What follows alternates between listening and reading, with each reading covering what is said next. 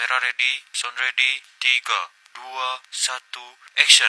Halo teman-teman, Assalamualaikum warahmatullahi wabarakatuh. Perkenalkan, nama saya Fani Marsa Putri dengan nomor NIM 241036000212. Saya mahasiswa dari jurusan Ilmu Hukum Universitas Eka Sakti. Kali ini saya akan membawakan penjelasan tentang Pasal 61 Undang-Undang Nomor 39 Tahun 1999 tentang Hak Asasi Manusia. Saya membuat video ini sebagai tugas pengganti ujian akhir semester pada mata kuliah Hukum dan Hak Asasi Manusia dengan dosen pengampu Bapak Laurentius Arliman, SH, MKM.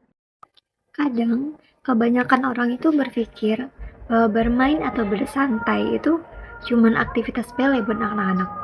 Tapi tahukah kalian, itu semua termasuk hak yang dilindungi oleh hukum loh.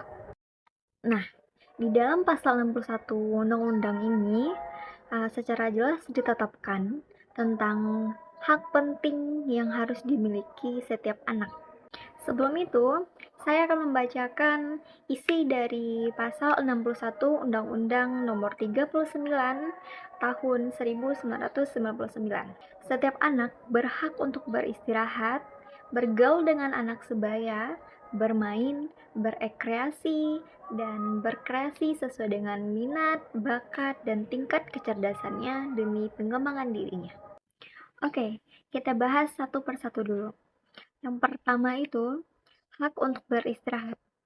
Ini berarti anak tidak boleh dipaksa bekerja terlalu berlebihan atau diberikan beban yang membuat mereka tidak punya waktu untuk beristirahat atau tidur yang cukup. Istirahat itu bukan cuma buat badan sehat saja, tetapi juga penting buat perkembangan otak dan kesehatan mental anak. Misalnya, anak itu tidak boleh diberikan tugas rumah yang terlalu banyak sehingga mereka harus begadang atau dipaksa membantu pekerjaan orang tuanya sampai larut malam. Sebenarnya boleh saja anak itu membantu pekerjaan orang tuanya, boleh saja anak itu membantu pekerjaan rumah, tetapi ada batasnya, tidak boleh terlalu berlebihan. Yang kedua, hak untuk bergaul dengan anak sebaya. Anak itu perlu bertemu dan berinteraksi dengan teman seusianya.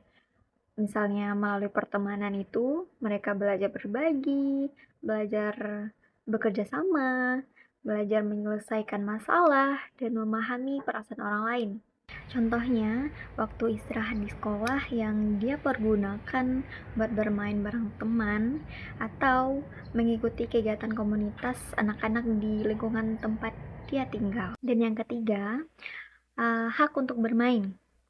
Bermain itu bukan cuma buat kesenangan aja loh teman-teman.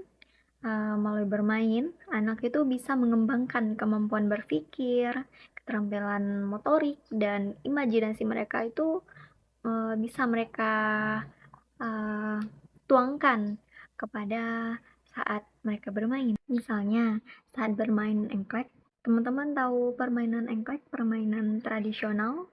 Nah, di situ anak bisa belajar menghitung dan mengkontrol gerakan tubuh. Kalau contoh lainnya kayak bermain boneka atau permainan lainnya, mereka bisa berperan dan memahami dunia sekitar.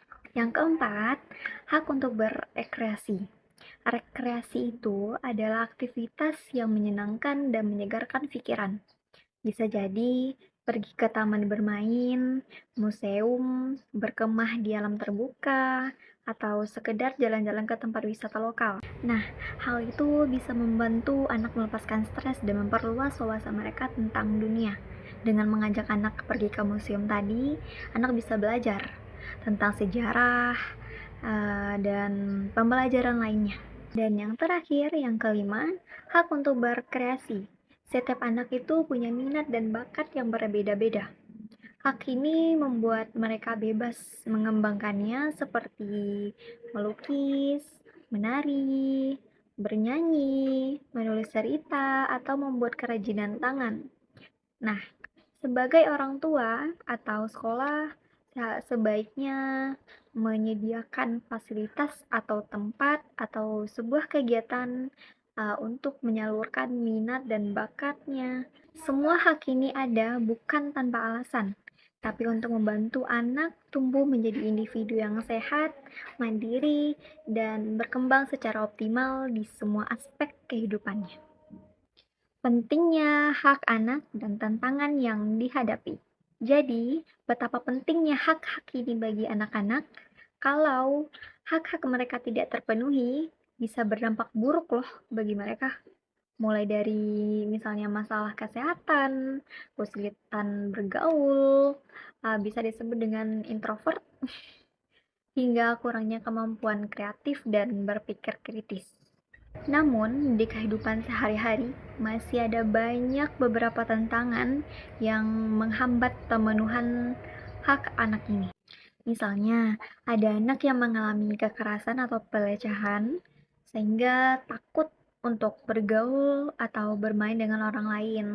Dan yang kedua, banyak daerah yang belum punya fasilitas yang memadai, kayak taman bermain yang aman atau tempat untuk kegiatan kreatif. Dan yang ketiga, tuntutan akademik yang terlalu tinggi membuat anak tidak punya waktu untuk bermain atau bersantai. Dan yang keempat, pengaruh teknologi yang berlebihan membuat anak lebih suka bermain HP atau gadget ketimbang bermain dengan teman-teman sebayanya. Jadi, intinya ya teman-teman, setiap anak itu punya hak untuk beristirahat, bergaul, bermain, berekreasi, dan berkreasi sesuai dengan minat dan bakat mereka. Dan ini tuh bukan cuma kewajiban orang tua atau sekolah saja, tetapi juga tanggung jawab kita sebagai masyarakat untuk memastikan hak ini terpenuhi dengan menghormati dan melindungi hak anak seperti yang tertulis di pasal 61 Undang-Undang Nomor 39 Tahun 1999. Kita bisa membantu mereka tumbuh menjadi generasi yang sehat, cerdas, dan kreatif untuk masa depan bangsa. Demikian penjelasan saya kali ini. Semoga informasi yang saya sampaikan bisa bermanfaat buat kita semua. Jika ada pertanyaan atau hal yang ingin didiskusikan lebih lanjut, silakan tinggalkan di kolom komentar. Dan terima kasih banyak sudah menyempatkan untuk menonton video ini. Saya ucapkan wassalamualaikum warahmatullahi wabarakatuh.